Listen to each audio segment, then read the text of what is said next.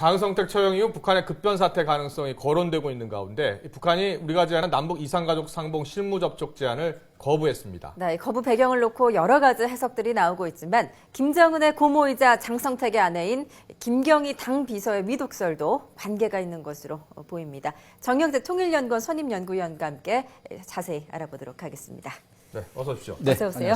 네, 북한이 우리 측이 제안한 남북 네. 이산가족 실무 접촉 네. 그 제안을 일단 거부를 했어요. 그런데 올해 초 신년사에서 김정은이 남북관계 개선을 좀 희망하지 않았었습니까? 네. 그런데 왜 갑자기 거부를 했을까요? 그때 신년사에 대한 그 남북한 관계 개선 표현은 우리 정부 당국도 이미 일찍부터 거기에는 진정성이 의심된다. 이렇게 판단을 이미 한 바 있습니다. 저도 개인적으로 그게 신년사에 나온 그 남북한 관계 개선은 실질적으로 기능적으로 그야말로 그 남북한 관계 개선을 하는 의욕을 보였다기보다는 남북한 관계 개선의 화두를 던짐으로써 소위 그 남남 어떤 갈등이라든가 앞으로의 어떤 그런 그 정치적인 그 수단으로 나름대로 그 대화 공세랄까 소위 이제 이런데 하나의 수단으로 활용하는 그런 측면이 사실 있다고 볼 수가 대남 있죠. 전략 전술 차원의 그렇죠. 그래서 이제 이번 경우도 우리가 그 이산가족 상봉이라고 하는 그것을 먼저 우리가 제의를 함으로써 카드를 사실 던진 것은 물론 이제 북한이 기본적으로 남북한 관계 개선이나 이게 진정성을 한번 확인하는 계기도 사실 됐다고 보고요. 그 다음에 동시에 이게 그 인도적 차원의 것이기 때문에 새로운 그 지도자로 이제 북한이 부상되고 있는 김정은으로서 뭔가 그야말로 새로운 뭘 보여줄 수도 있지 않겠느냐 하는 것도 우리가 판단의 하나의 잣대로 될 수도 있다고 볼 수가 있죠. 그렇군요. 자, 이런 차원에서 봤을 때는 일단 우리가 그 남북한 관계 개선 신년사에 나왔는 거기에 근거해서 이번에 우리가 제의했다기보다는 그 소위 그 인도적 지원 문제에 관계돼서는 시간이라든가 이런 어떤 것에 관계없이 지속적으로 우리가 추구한다는 그런 나름대로의 그 표현이었다. 이래 봐는 게 더 나을 것 같아요.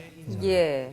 이제 그런가 하면은 북한이 좀 여지는 남겨둔 것 같아요. 보니까 좋은 계절에 다시 만나자 이렇게 여지를 남겼는데 여기에는 좀 어떤 속내가 있다고 봐야 될까요? 그런데 그 좋은 계절에 만나자는 것은 근데 이번에 그 표현이 상당히 그 부드럽고 좋긴 좋았습니다. 내용이요? 이제까지 북한이 응답하는 어떤 그런 그 패턴에서는 좀 벗어난 것 같아요.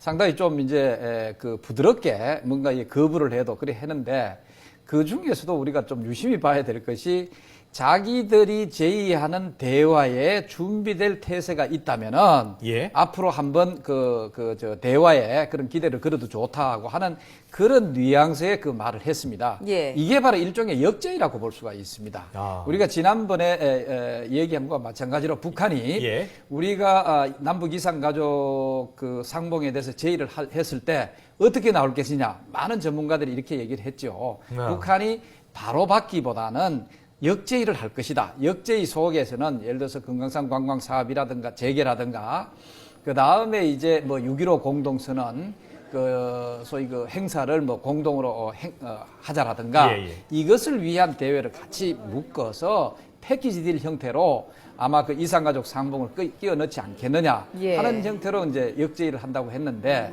이번에는 그 표현은 안 했지만 일종의 그런 역제의의 내용이 거기에서 소위 나름대로 포함되어 있지 않느냐 하는 생각이 들죠. 설마 이산가족 상봉 행사 그럼 언제쯤 가능할 것으로 보고 계세요?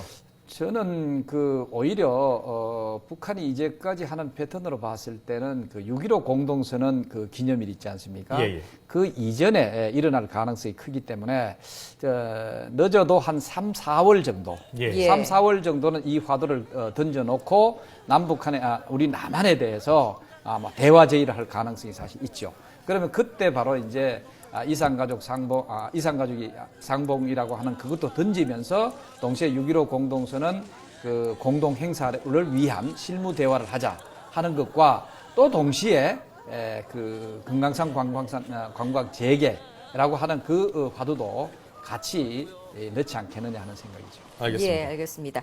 이제 김정은의 고모죠. 김경희의 좀 신변 이상설, 건강 악화설이 계속 흘러나오고 있는데 어떻게 보십니까? 그런데 건강 이상설에 대해서는 상당히 좀 신빙성이 있는 것처럼 보입니다. 그 이유가 이렇습니다.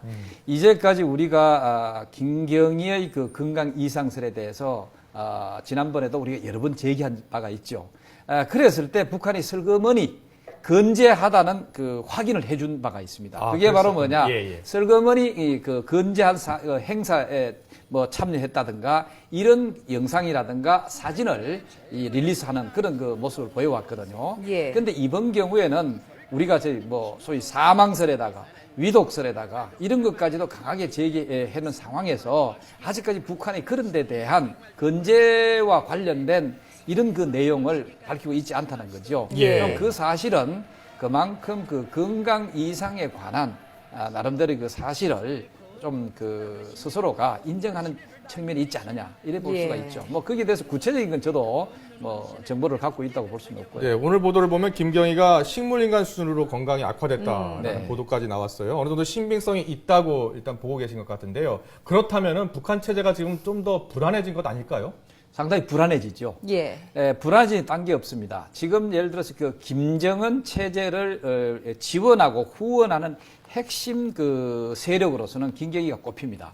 왜냐하면 지금 백두 혈통으로서 유일하게 소위 그 여러 가지 경험을 갖고 있고 나름대로 또 연령도 그렇고 이런 차원에서 중심에 서 있다고 볼 수가 있죠. 그 옆에 예를 들어서 최룡해가 있을 수가 있고 그다음에 조직 지도부의 뭐 제1부부장 정도 뭐 김경옥이 대장이라고 볼 수가 있고 그다음에 또 조현준 제1부부장 뭐 이런 사람들이 있는데 여기에 김경희가 빠져나와 버리는데 이 자체가 후원 혹은 지원 세력 자체의 그 조직 구조가 와해될 수 있는 그런 가능성이 사실 있습니다.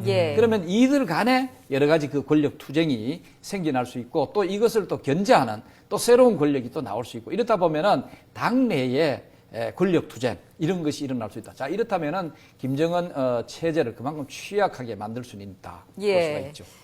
이제 저희가 시간 관계상 좀 한 가지 질문만 더 드려야 될 것 같은데요. 이제 김경희가 사실상 김정은의 어떤 후견인 역할을 해오지 않았습니까? 그렇지만 만약에 이제 유고시에 김경희의 역할을 누가 대체할 것인가 이거에도 좀 관심이 많은 것 같습니다. 뭐 배다른 동생 그 누나죠 김설송, 뭐 김여정 이 얘기도 나오고 있는데 이에 대해서는 좀 어떻게 분석을 하시나요? 저는 뭐 설송이니 뭐 여정이니 그게 대체한다고는 볼 수는 없습니다. 이 권력이라고 하는 것은 나름대로 그 물론 뭐 친족이라고 얘기를 하지만 그것보다는 여러 가지 권력 구조 자체는 그것이 바로 이어준다고 볼 수가 없고 오히려 최룡해라든가 실질적으로 지금 후원하고 있는 그런 사람들이 대체를 한다 이렇게 볼 수가 있죠. 그래서 직계 가족은 오히려 아니라고 저는 봅니다. 알겠습니다. 지금까지 정영태 통일연구원 선임 연구위원이셨습니다. 잘 들었습니다. 고맙습니다.